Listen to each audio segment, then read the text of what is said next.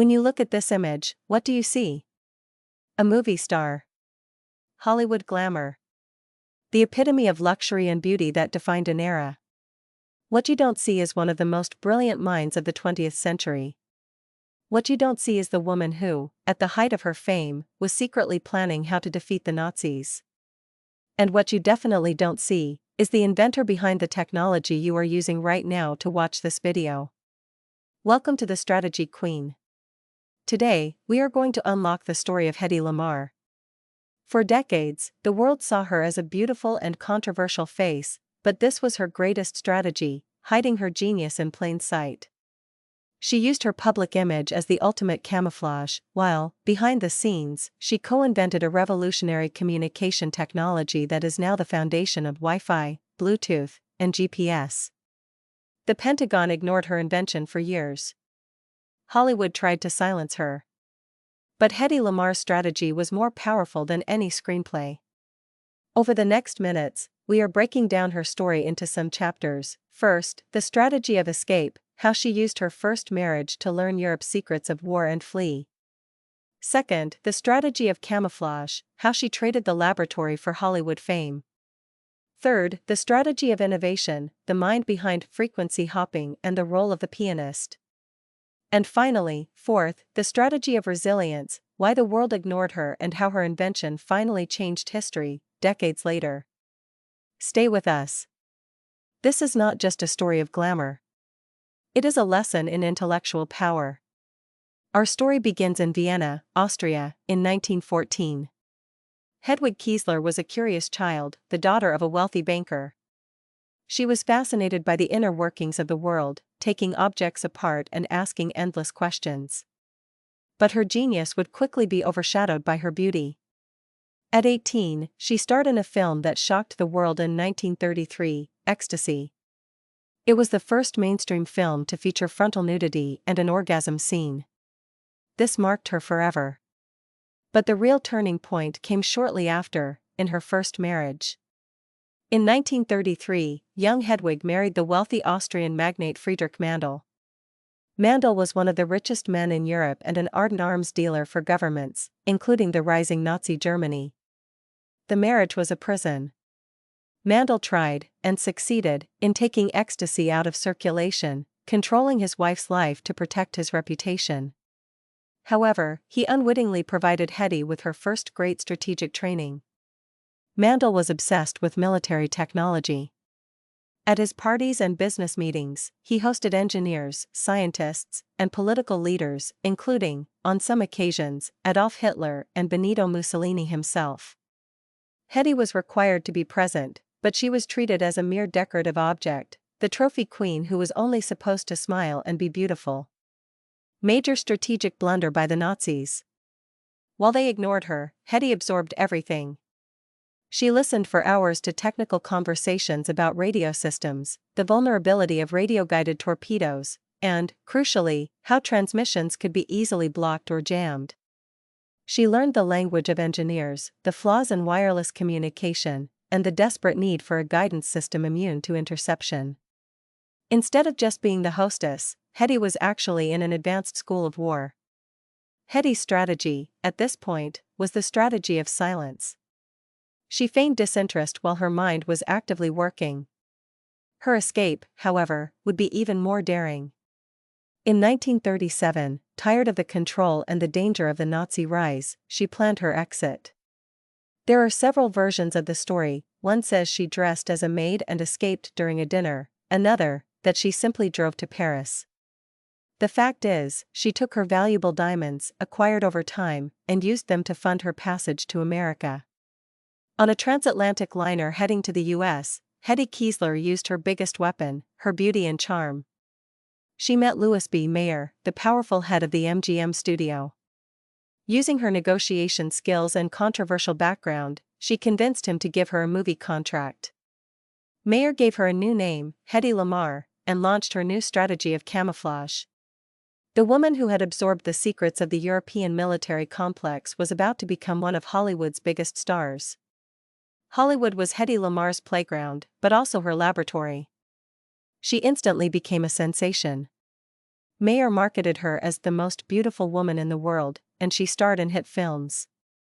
This might seem like a diversion from her genius, but it was, in fact, her most effective strategy of distraction. Think about the audience and the media. If you are the most beautiful woman in Hollywood, the last place anyone expects to find you is in a garage, tinkering with inventions.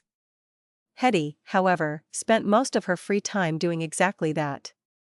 She set up a small lab in her Hollywood home. Instead of going to parties every night, she worked on patents. Her social life was her smokescreen. Lamarr was genuinely frustrated. She knew what was happening in Europe. Her home country, Austria, had been annexed. She felt helpless with her acting work, describing herself as having to look stupid and dumb on screen. Her strategy was simple: contribute in a way no one expected. Her mind remained obsessed with the problem she had heard discussed at Mandel's meetings: how to create radio-guided torpedoes that could not be diverted, or jammed, by the Nazis. The problem with radio control was that if the enemy knew the single frequency the missile was communicating on, they could easily send a strong signal to block that frequency and make the missile go astray. Hedy needed a communication strategy that was unpredictable. Her major revelation came from an unusual source: music. She approached George Antheil, an avant-garde composer and pianist. Antheil was known for using 16 mechanically synchronized player pianos in one of his compositions. The idea of synchronization was what Hedy was missing. Their strategy was as follows: instead of transmitting the torpedo control signal on a single frequency, they would make the signal hop quickly and randomly between dozens of different frequencies. The transmitter and receiver, in the torpedo, would need a synchronized mechanism, like a player piano roll, to change frequencies simultaneously and in the exact same order. The Nazis would never be able to jam the signal, as the frequency would constantly be changing, or hopping. The genius was in the synchronization. The system became known as frequency hopping spread spectrum. In 1941, Hedy Lamarr, under her birth name Hedy Keesler-Markey, her married name at the time, and George Antheil received U.S. patent number 2,292,387 for their secret communication system. It was a monumental achievement.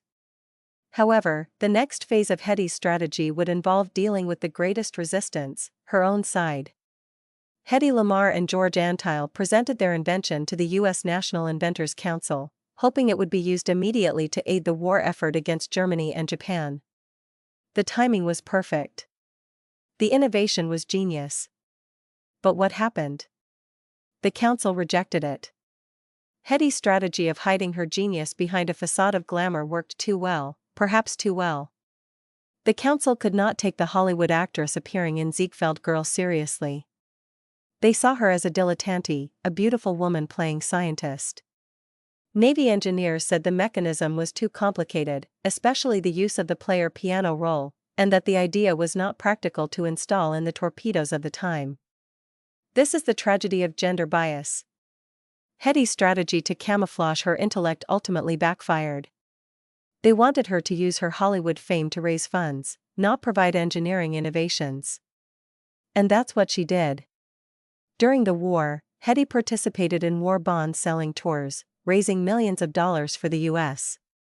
She was used for her face, while her invention was shelved. In a moment of deep disappointment, Hedy and Antheil allowed the U.S. Army to hold the patent, hoping it would be used one day. Lamarr's dream of contributing technology to the war did not come true at that time. She attempted other inventions, like a carbonated drink tablet and a necklace that wouldn't damage the skin, but the label of inventing actress haunted her. In 1957, Hedy Lamarr and George Antheil's patent expired, and they never earned a dime from it. The knowledge of their invention became public domain. Time passed. Hedy continued to act, but her career declined, and her personal life was marked by failed marriages and legal trouble. However, behind the scenes, the genius of her work was about to be rediscovered. The U.S. Navy finally recognized the value of frequency hopping in the 1950s, but only implemented it in 1962, during the Cuban Missile Crisis, using the technology for military communications. The world still didn't know the Hollywood star was the mind behind it. Hedy Lamarr's strategy of radical innovation, though ignored initially, had planted a seed. A seed that was about to blossom into the digital revolution we live in. The true revenge of the strategy queen came with the rise of the digital age. In the 80s, frequency hopping spread spectrum technology was key to developing CDMA, code division multiple access, which is the basis of the first cellular phone networks. Hedy Lamarr's patent, which had expired and fallen into the public domain, was the backbone of it all. Her invention was perfect for civilian wireless communication. Why?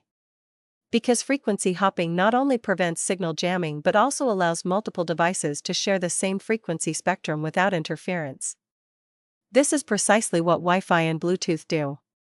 The 1941 invention, designed for torpedoes, became the communication protocol of the 21st century. The irony is striking. The woman who was dismissed by war engineers became the godmother of modern communication technology. Her official recognition, however, came too late. Hedy Lamarr spent her final years in Florida, in seclusion, with little money and no credit for her invention. It wasn't until 1997, 10 years before her death, that she and Antile were finally recognized by the Electronic Frontier Foundation. When asked about the invention in one of her last interviews, she downplayed the feat, saying, "Any girl can be glamorous. All you have to do is stand still and look stupid." She also said, "All creative people want to do something that's great, something that's going to last." This sentence encapsulates her strategy of focus, even in the face of unacknowledged success. Hedy Lamarr's strategy for life was a paradox. She was the image of superficial glamour, but with the mind of a war engineer. She taught us 3 crucial lessons for our channel, The Strategy Queen. Camouflage can be a weapon. Don't let the limited expectations of others define your potential. Your role can be a distraction so you can carry out your true work. Genius is timeless. It doesn't matter if your idea is ignored in the present. If the strategy is sound, it will be validated by the future. Use your intelligence. Always, your intellect is your most valuable resource. Hedy used the time spent in a prison to learn war secrets that most people would never see. Turn boredom or adversity into strategic learning. Hedy Lamarr passed away in 2000, and her genius lives on in every cell phone call and every Wi-Fi connection we make. The movie star's face is gone, but the inventor's mind is immortal. Hedy Lamarr's story proves that strategy queens don't always wear visible crowns. Now, we want to hear from you. What do you think was the most brilliant part of Hedy's strategy? Was it the escape from her first husband, the invention itself, or the resilience of seeing her idea ignored for decades? Leave your comment below. If you enjoyed uncovering Hedy Lamarr's strategy, hit the like button and subscribe to The Strategy Queen. Next week, we will dive into the mind of another master of manipulation and power. Don't miss out.